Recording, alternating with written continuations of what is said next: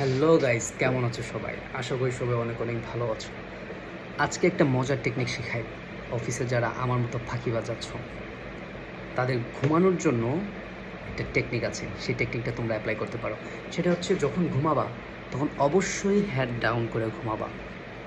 এতে করে একটা সুবিধা, যখন আপনার বস আপনাকে দেখে ফেলবে, আপনাকে এসে ডেকে তুলবে, ওইটা তখন বলতে পারবেন যে আমার শরীরটা অসুস্থ আসলে। কিন্তু সামহাও আপনি যদি এইভাবে ঘুমান, আপনি যতই অসুস্থ থাকেন না কেন, আপনার অফিসে বস এসে বলবে এই দ্বারা আপনি নেশা করছেন আর নইলে কাজে ফাঁকি দিচ্ছেন। সো যারা অফিসে ঘুমাইতে চান, ফাঁকি মারতে চান, তারা অবশ্যই অবশ্যই হেড ডাউন করে ঘুমাবেন, বুঝছেন?